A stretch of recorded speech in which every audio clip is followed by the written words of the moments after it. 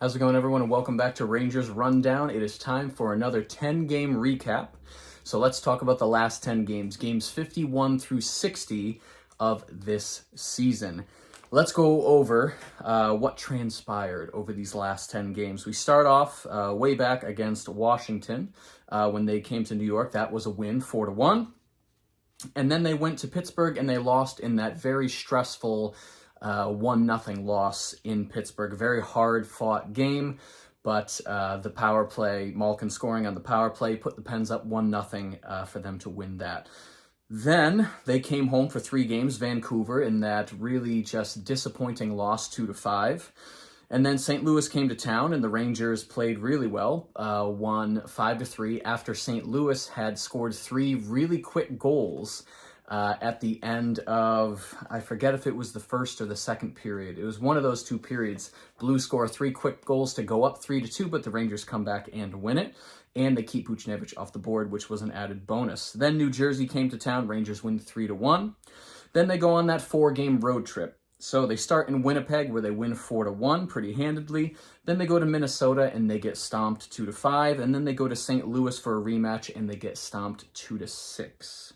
So the road trip not looking too well. They were looking to even it up, go 500 over those 4 games, and they did in Dallas with a very commanding 7-4 win. The second time they've scored 7 goals in a game, the other one being against Arizona.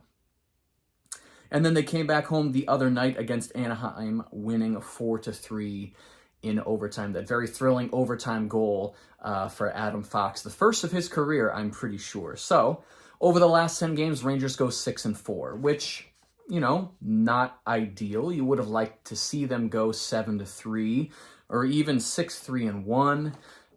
But, you know, 6-4 at this point when they're pretty much guaranteed to make the playoffs and all they have to do is play 500 hockey. They're playing above 500 hockey over these last 10 games, so we can't be too upset. Their next 10 games, the schedule is as follows. Tomorrow night, the 17th, the Islanders come to town. That should be a win, although the Islanders have been playing well lately. You know, if you're being coached by Barry Trotz, you at least have a shot. Then 2 nights later, they have back-to-back against at Tampa Bay and then at Carolina. I'm going to be a pessimist and assume they're going to lose both of those games. Now, the one against Tampa Bay, I think they have a better shot of winning than the one against Carolina. Shesterkin is going to play one of those games. Are they going to make Shesterkin play both? I really don't think so. I don't think that's a smart move. You're not in a position where you are trying to climb your way up the standings. The Rangers aren't hurting for points in the standings, so trying to go for 4 out of 4 points in those 2 games, I really don't think is ideal. So do they play Shesterkin against Tampa Bay and hope for a win, and then play Georgiev in Carolina and just hope for the best? Or do they play Georgiev against Tampa Bay and save Shesterkin for the arguably tougher opponent? I think Shesterkin will play in Tampa Bay and they'll throw Georgiev to Carolina and see what happens. I hope they don't play Shesterkin back-to-back because that dude's going to need a rest every now and then. But we'll say they lose both. Why not? 2 days later, they do the third of a 3-game road trip in New Jersey, which should be a win for the Rangers. So far, 2-2 over those first 4 games. Then Pittsburgh comes to town. They play Pittsburgh twice in 4 days. Maybe they split it. Maybe they go 1-1 against Pittsburgh there. So they play Pittsburgh on the 25th, and Buffalo comes to town. That should be a win. And then they play Pittsburgh 2 days later. So we'll say they split Pittsburgh 1-1. They go 1-1 against Pittsburgh, and then Buffalo should be a win. So we'll say first 7 games, they're 4-3. Then they go to Detroit on the 30th, should be a win. Then the Islanders come back again on April Fool's Day, that should be a win. And then they play Philadelphia 2 nights later, which also should be a win. So I am predicting 1, 2, 3, 4, 5, 6. I'll say 7-3 over these next 10 games. I said I was pessimistic at first, saying they'll lose against Tampa Bay and Carolina. But I'll be an optimist and say they go 7-3 over these next 10 games. as long as they win the games that they're supposed to win and they don't drop both games to Pittsburgh, which they should be able to win one of those two. It was a very close game against Pittsburgh the first time they played. And we'll get to see, what's most probably going to be the first round matchup twice over these next two games. Rangers are probably going to play Pittsburgh in the first round, and over the next 10 games, we're going to see what that's going to look like twice. So those games will be exciting to watch. And I think 7-3. I think 7-3 is a good prediction. Maybe they go 6-4, but as long as they stay above 500, like I said, they're just jockeying for home ice advantage in the first round at this point. So do points matter too much? Not really, but you still like to win games. Shesterkin, 29-7-3 at this point in the season, 207 goals against average with a .938 save percentage. He is the best goalie in the National Hockey League. If anybody says any differently, it's just because they are fans of another team that has a really good goalie. Teams that don't have good goaltending are pretty much all saying Shesterkin is the best in the league. Georgiev, on the other hand, not so much. 8-9-2 with a .314 goals against and an .892 save percentage. Now, this fan base gives Georgiev a lot of flack, and when you lose a lot of hockey games, you earn some flack. We've said a million times on this channel, Georgiev is the kind of goalie that needs to play consistently in order for his skill to actually show. He does not play consistently as a member of the Rangers because you're never going to play Georgiev instead of Shesterkin unless Shesterkin needs a rest, which so far has not been too often. Georgiev just won his first game in 2 months the other night against Anaheim. Will they trade Georgiev? Let me rephrase. Should they trade Georgiev? Should they? Probably. They're only going to get, what do you think, a 4th round, a 5th round pick for Georgiev? So is that going to really change the makeup of this team? No. But it will allow Georgiev to go somewhere else where he can play more and actually be useful. Because you have to kind of feel bad for Georgiev. He's basically just sitting in reserve the entire season. And he's getting paid well to do that, but he wants to play. And he's not getting that opportunity in New York. Skaters, or forwards and defensemen, I should say. Panarin, 55 games, 16 goals, 55 assists, 71 points, and a +6. He has 55 assists in 55 games. He is a star in this league. He leads this team in points by 10. He is the points leader by 10 points. He's not putting up the goals necessarily that we would want him to put up, but he has assisted on 55 other ones, which you cannot turn your nose up to. Zibanejad, 60 games, 24 goals, 37 assists, 61 points, +18 for Zibanejad. Fox, 57 games, 9 goals, 52 assists, 61 points, +9. He leads all defensemen in the NHL in assists. Can't say anything about that. Although I did see a graphic on NHL's Instagram earlier. They were doing preliminary Norris voting, and they showed the top 4 defensemen that got Norris votes, and Adam Fox was not on the list, which I thought was really confusing because, he's probably not going to win the Norris back-to-back. It's really hard to do that, but he's got to be at least in the top 4 in the league. Like, whoever's voting in the Norris race, I have no idea what they're smoking. Kreider, 60 games, 39 goals, 15 assists, 54 points, +12. He is 1 goal away from 40 goals, and he is 11 goals away from 50. I think Jágr has the record for Rangers goals in a season with 54.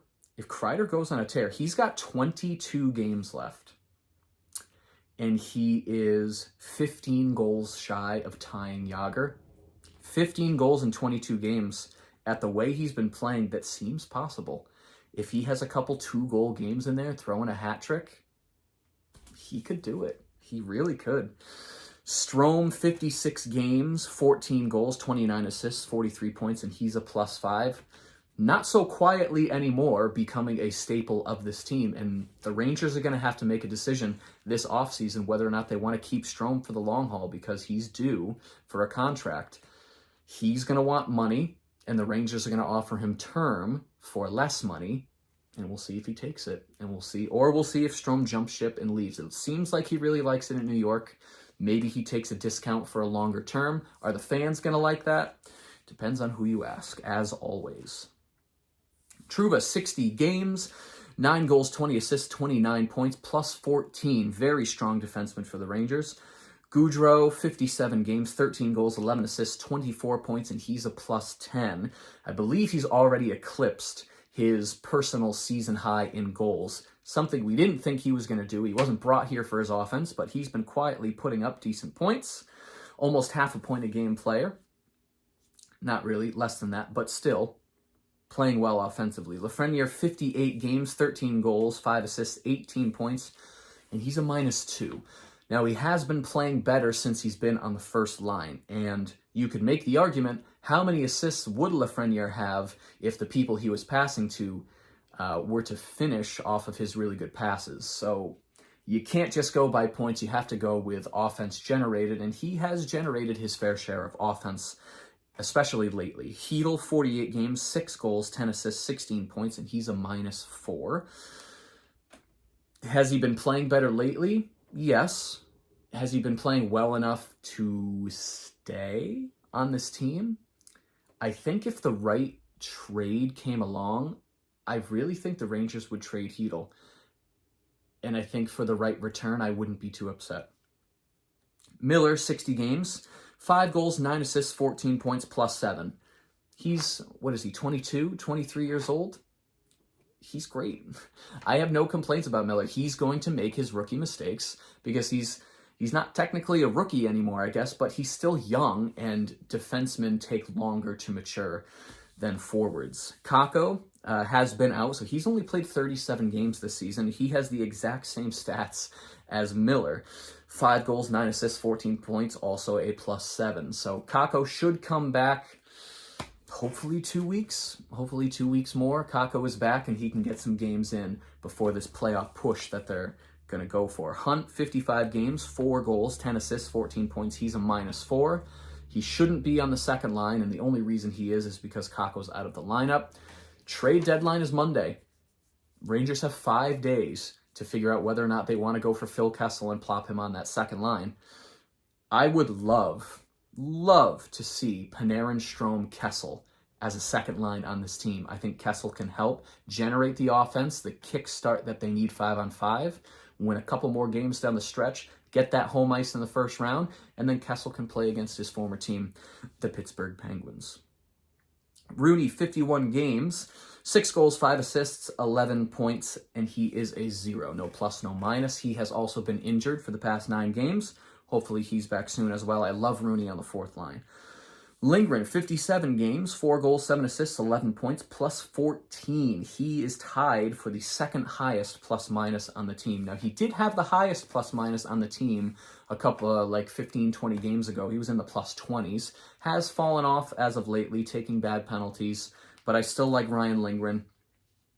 I don't see them moving him this year. I know there's been some chatter online about whether or not Lindgren could be included in, say, a package for Chychrun from Arizona.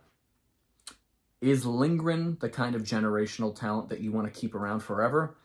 The style of hockey he plays lends me to say no. He's going to get banged up. Once he gets into his 30s, he's not going to be the same defenseman anymore. We can have that Lindgren conversation. I do love him on this team, though, and I think he is one of those heart and soul guys that inspires confidence whenever he's on the ice. Just like Ryan Reeves, 52 games, 2 goals, 8 assists, 10 points. He's a -10. He's not here for his defense. He's just here to hit people. So, there you go, Ryan Reeves. Gauthier, 46 games, 3 goals, 4 assists, 7 points, -7. Not exactly the stats we would expect from Julien Gauthier, or are they? Or are they exactly the stats that a player like him is supposed to put up? The eye test would tell you that he deserves way more goals. He just can't finish. So are these stats exactly what Julien Gauthier is, or is there more to this player? Schneider, 23 games, 1 goal, 5 assists, 6 points, and he's a +2. 6 points in his 23 games so far this season. That is not bad for a rookie defenseman who plays third pair minutes. McKegg, 36 games, 2 goals, 3 assists, 5 points. and he's a -8. Did you think Greg McKegg had 5 points so far this season? Neither did I. So there you go. Not a player I think about that often. But there you go. He is a -8. Classic McKegg. Nemeth, 46 games, 2 goals, 2 assists, 4 points, and he's a -9. Not the stalwart defenseman on the third pair that the Rangers might need, but he is that, veteran presence on the third pair that, I guess is helping Schneider along, because Schneider's playing well. Brodzinski, 11 games, 1 goal, just the 1 goal, no assists for the 1 point. He's a +2. I do like Brodzinski. Once everybody's healthy, I don't see him sticking around, but it's nice to see him get a couple of games up here, get a little NHL experience before he goes back to the AHL. Hayek, 16 games, no goals, 1 assist, 1 point, -7. I've talked so many bad things about Hayek, I don't really feel like piling on anymore. I am starting to feel bad for him. And then Barron, 13 games, no goals, 1 assist, 1 point, he's a -1. I wish he would get more time in the lineup. I do think that if he gets more time to develop, we can actually see what we have with Barron, which I think is a decent, bottom line center that can just be just a crash and disrupt the other team's first line. I have high hopes for Barron, and I hope he gets a little bit more time down the stretch. This team is 38, 17, and 5 in 60 games so far this season, which is 81 points, landing them second in the Metro, tied with Pittsburgh. But I believe the Rangers have 1 game in hand on Pittsburgh, which is why they're in second. Goals for 180 goals that the Rangers have scored this year, which is 17th in the league, which is down from 16th 10 games ago, so hovering just about where they are, or where they were. Goals against, 155 so far in 60 games. That's 4th, which is exactly where they were 10 games ago. So defensively, this team is pretty much exactly the same. Goals for per game, the Rangers are at exactly 3 goals a game. 180 goals scored in 60 games. 180 divided by 60 is 3 exactly, which is 17th in the league, down from 16th. So the scoring has remained about the same. Goals against per game played, 2.58, which is still third in the NHL. They were third 10 games ago. They are still in third today. Even though they had a couple games where they gave up quite a few goals, they're still hovering around the same spot. Power play, 26.8%, which is second in the NHL. Just barely second, which is up from third 10 games ago. Say what you want about the Rangers play 5-on-5. Their special teams is just so good. So good. Penalty kill, 82.5%, which is 9th in the NHL. Just a shade down from where they were 10 games ago at 8th. But still, their special teams added up together, 80, 20, that's 100, 108, 109.3. 109.3 combined when you combine the two percentages. That is elite special teams in the NHL. Shots per game played. Now, this is where we get into the bad stats, but it's been like this all year. 28.8 shots generated per game by the Rangers, which is still 29th in the league. If you're looking for shots on goal, the Rangers are not your team. Shots against per game played, 32.1, which is 22nd in the league, still 22nd from 10 games ago. So the Rangers don't shoot a lot, and they allow more shots than they shoot. Classic Rangers, but since Shesterkin's in net, they can get away with that. Face-offs, 47.5%, which is 26th in the league, down from 25th 10 games ago. We don't care about face-offs, just win ones in your zone and win ones during overtime, and you're fine. Something interesting, though. Just in case you're not convinced that face-offs don't really matter in the NHL, guess who is 31st in the league for face-offs? The Colorado Avalanche. The team that is in first place in the entire league in points with, I think, 90 or 91. They are 31st in the NHL in face-offs. That proves it. You don't have to win the majority of face-offs. You just have to win the right face-offs. And Colorado's obviously doing that. But that's this team in a nutshell over the past 10 games. 6-4. It's not an awful record. They have never been under 500 in these 10-game segments. So they haven't even been 5-5. Like 6-4, we're fine. We're going into the playoffs. We have 22 games left to get this team into playoff shape. Hopefully they make a move or two in these next 5 days that actually makes the team better. So when we get to the first round and we meet Pittsburgh, we can actually get out of the first round and into the second round. That would be nice. Making the playoffs was the goal this year. But I honestly think the secret goal that we all have for this team is to make it to at least the second round. You got to get past Pittsburgh in the first round. This season is going to feel... It's going to feel great that they make the playoffs, but it's going to feel like a lost season if they don't make it out of the first round.